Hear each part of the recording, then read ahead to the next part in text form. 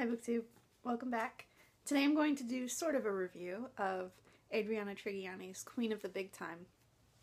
I bought it and wanted to read it because the description on the back reminded me of the stories of my great-grandmother. So Queen of the Big Time is...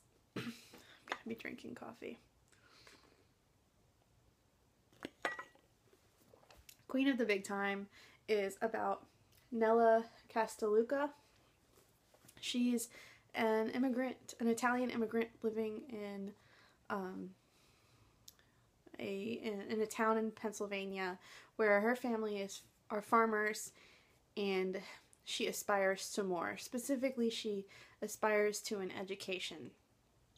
And the book is just a long, like, family saga type of tale. It's written at a very surface level, so it's a lot of action and description, but not a whole lot of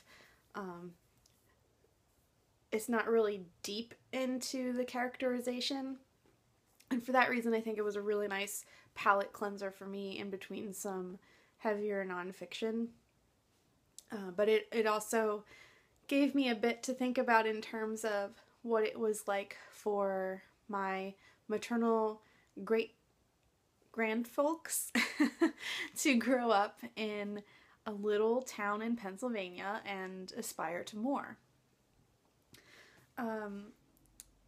So Queen of the Big Time is the story of Nella Castellucca, and we start when she's in her early teens and she is hoping to be able to go to school.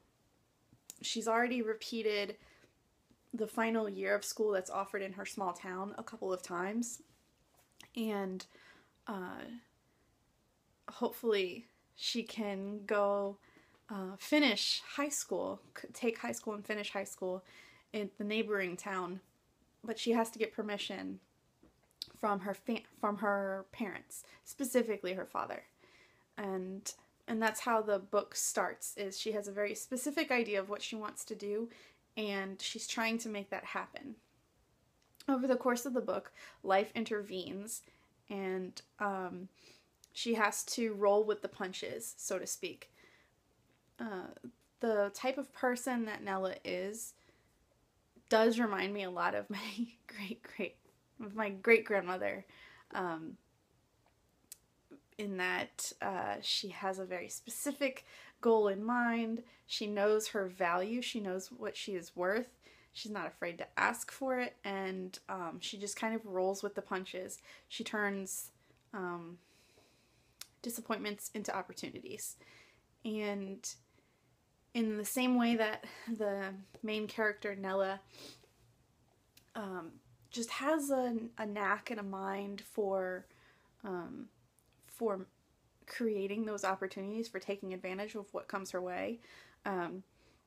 My great-grandmother also did the same thing. I recently found, I got an Ancestry.com subscription, and that really sped up what I was able to find in terms of family history. And I found a passport application of my great-grandfather that and some other documents that confirm that they got married in like February of one year, and they had their first child at the end of that year, and then when the child was born, that's when my great-grandmother came over to create a life with my great-grandfather. And when they moved to Austin, Pennsylvania, he had been living here for about 24 years already, at least according to his passport application.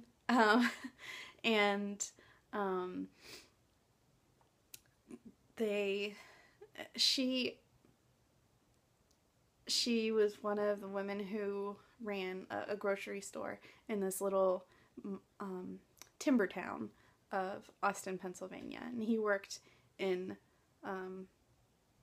the paper mill as a foreman.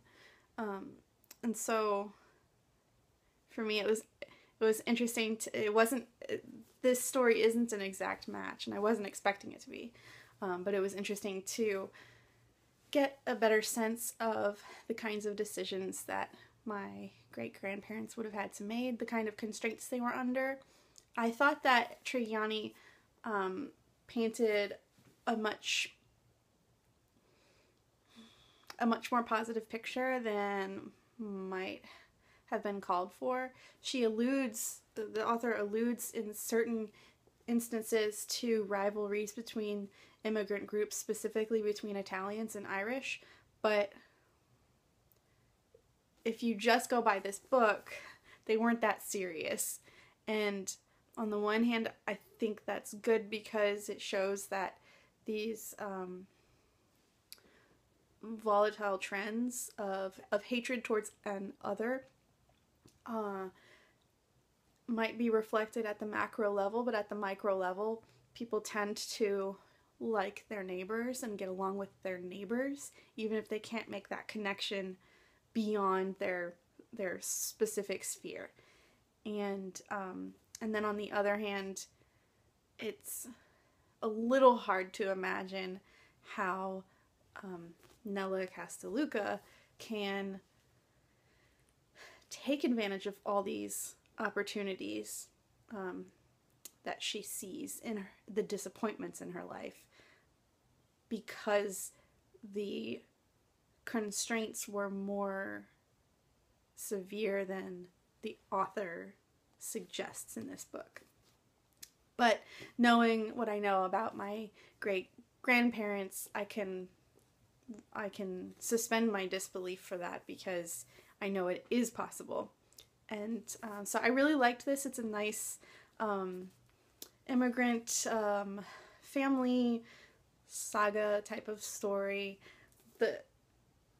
Oddly enough, the book contains 2 recipes, one for sponge cake and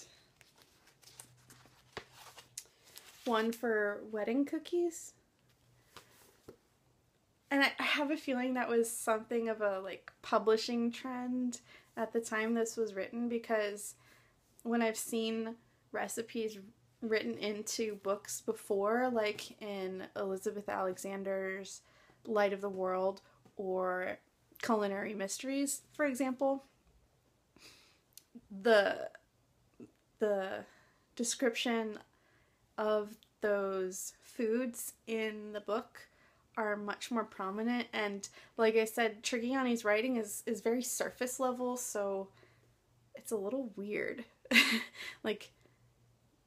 It's kind of like a throw-in, a tip-in, it's not, the recipes don't seem to be as serious.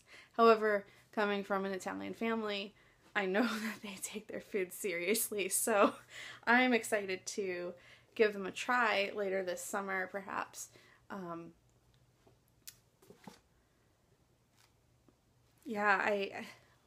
I would recommend this book if you want a nice light read, if you like a good family story.